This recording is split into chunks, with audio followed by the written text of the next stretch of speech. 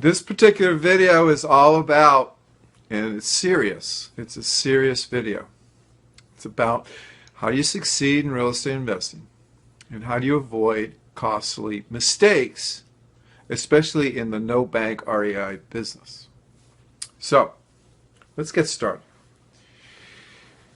To succeed quickly and not waste time and not waste opportunity, you want to first do 3 steps. And they're very involved steps, but the first step is you got to learn this no bank REI system, and you got to learn it well, especially the negotiation and sales part of it. If you don't know that well, you're not going to do well. So you need to be able to take a couple of weeks to practice, and especially if you have a coach, it's going to be much more helpful for you. Okay. And also, you got to decide what strategies are you going to use. Are you going to primarily be wholesaling, or are you going to primarily be retailing, or are you going to primarily do the seller financing, which includes the subject to, the lease options, the wraparound mortgages, the agreements for deed, the straight options, or are you going to be primarily more in the multi area where 2 or 3 or 4 units at once.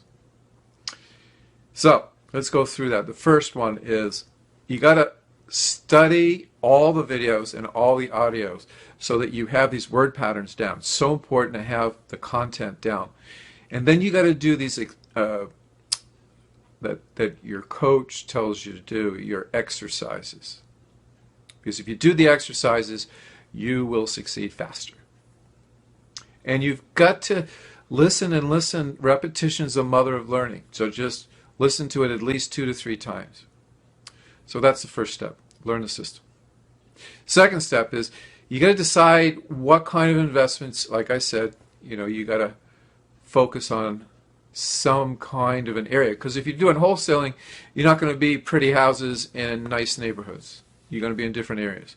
You're going to be in more lower middle class areas generally.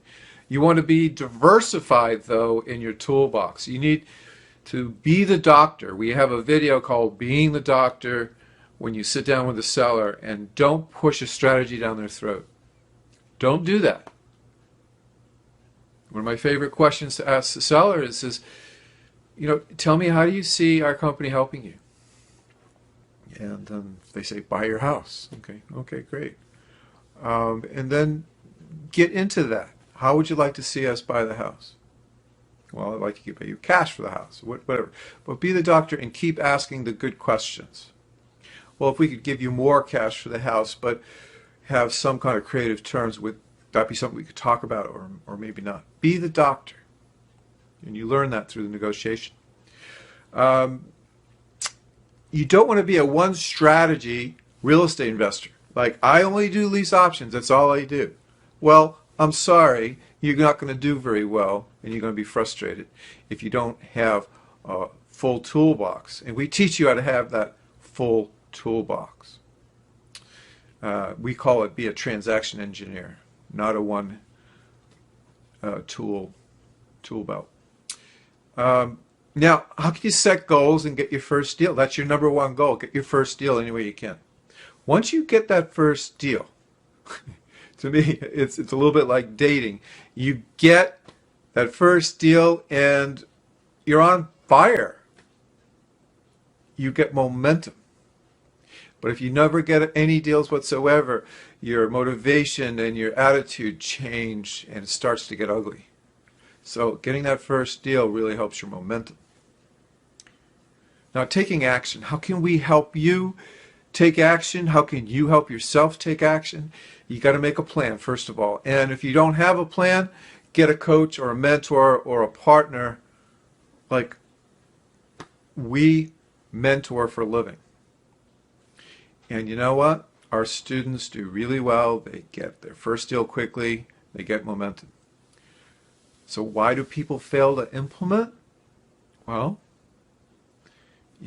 if they don't implement the plan, then they never succeed, do they? Ever. They think, but they don't do. Why? Maybe they're lazy. Maybe they All right, I studied the information, but I haven't made any money. Or they procrastinate. I'll do it when this happens, or I'll do it when this happens. Um, think about, when you make excuses, what do you sound like? Oh, that's just too hard. I can't do that. Well, that's the wrong focus. What you need to do is have this kind of focus. Okay. If I don't take action, it's just going to kill me. I have to take action. You see, what kind of pain is it going to be if you don't succeed? Who's going to suffer if you don't get this done? Your kids? Your wife? Who's going to suffer if you're not successful? This is not a hard business, but you must be consistent. You might have fear of success. People might have said, oh, you'll never amount to anything. Or you might have fear of failure. Oh, it looks stupid. If I do this real estate, everybody keeps saying it's illegal or it's not possible. Well, it is possible. People do it every day. What happens when you get too much fear inside you? Doubt comes in. Insecurity comes in. You start to think, oh my God, what am I doing? So that's why getting that first deal is so important. And then if you have a lot of fear, procrastination and rationalization. If only if. You might be sabotaging yourself. You might think that you're not worthy of success. If you feel that way, you need to fix it. Because no matter what training you get from a good mentor on the phone or on the web, you're not going to be successful. It's like you got this roadblock, right? Now, one of the books that we recommend is Awaken the Giant Within with Tony Robbins. Tony Robbins has an awesome book. And if you keep it by your book table or your night reading table before you go to bed, and that's the last thing you get in your head, you will probably reprogram your thinking. Because sometimes you need to do that. Okay. Watch how you make excuses. Watch your language and your mind talk that's inside your head. You got to identify and control your fears. If you don't do that, you're dead in the water. You are dead in the water. Fear of risks. Fear of risks. Fear of failure. These two reasons, entrepreneurs are about taking calculated risks and succeeding anyway. All the famous people. If you're worried about taking risks, take a look at the stories of Bill Gates. Take a look at the stories of Richard Branson. These two people did amazing things. Steve Jobs, especially in the dark days when he lost Apple and then he got it back. So learning from your mistakes, what we do in our training, when you have a sales presentation and it doesn't go well, you write down, I did this right, I screwed up here, and you talk to me about it. That way we can realign your learning and make sure that the right things are being emphasized and we get rid of the things that are in your way. Remember this, failure is not bad. Quitting is bad. Failure can be temporary. It doesn't have to be forever, but it is forever if you quit. Okay. I'm just going to get my notes here for a second and go and finish this up. Ready? Now, you got to make time on your schedule. Okay?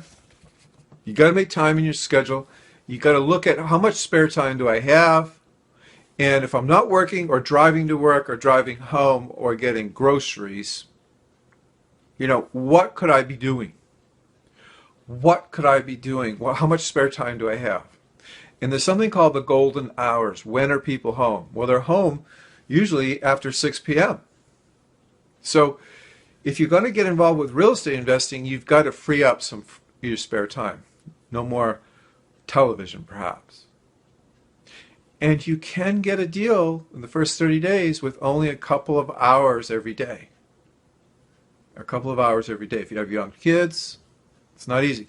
So, look at your spare time. You got to be consistent taking these actions, and you've got to coordinate, if you're married especially, with your spouse and let them know that these hours I'm not home, even though I'm home. Now, you've got to somehow force yourself to take action. You have to force yourself to take action. Another thing, one of the biggest things is negative thinkers, especially if you have people in your family that's in real estate, but they might be an agent, and they might be saying that these strategies don't work or they're illegal. You wouldn't believe how many agents don't think that a lease with an option is legal, that you can do without a license, or subject to, or wraparound mortgage, or private mortgage. They just poorly trained people. And if that's your father or your mother, that's hard. That's hard. There's nothing wrong with being licensed, but sometimes it's better to have your spouse being licensed and you be the real estate investor so you can get MLS access. If someone's giving you advice about how to run a business and they're not making any money themselves, think about what are their qualifications? What's their history of making money? Are they wealthy? Do they have a nice house? Do they have a nice car? Do they have a lot of money in the bank? If they don't take the advice. Just listen patiently and thank them for their time and ignore it. You've got to surround yourself with risk takers, with entrepreneurs. So important. Because corporate people, people that are salaried, Robert Kiyosaki, talks a lot about employee types. They just don't have the right thinking for being self-employed. They just don't. They think that they can just show up and get a check. They don't have to produce. Well, if you're self-employed, you have to produce. If you want time freedom and money freedom, you have to produce. So in the very beginning, you got to work as hard as you can. You're going to be from the janitor to the president. You can't have an entitlement attitude. You have to go sell and create sales and negotiate good deals that stick in order for you to make any money in this business. So I just want to talk a little bit about getting organized and setting up an office space. Get some space in your house that nobody goes near. All you need is a smartphone. And you need a day timer. You got to have a day timer. Take a yellow highlighter. And if you're married, make sure that you have an agreement that when you get home and you're working your real estate investing business, these hours they can't talk to you, especially if you got young kids. It's hard to do, but you can't. Even if you have to go down the basement to do it, get out of distractions. Get a scanner for contracts. I use ScanSnap for all my contracts, and it just goes right into a PDF. Get a filing cabinet. You can get a four drawer filing cabinet. You can get it used. It doesn't have to look pretty. You can get something for $30 at a garage sale. On your smartphone, I've got the best iPhone. I use iPhones for my videos and all sorts of things. So, that's all you really need. And get AT&T Navigator or some other GPS so that you can always quickly find a property. Just punch in their address. And you need a laptop or an iPad. I like the laptops much better than the iPads because iPads don't have flash. Okay?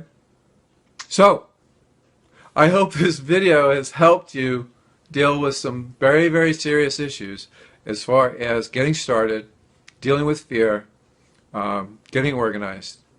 And I thank you so much for listening to this video. All the best to you and your real estate investing career and your new company. All right, bye for now.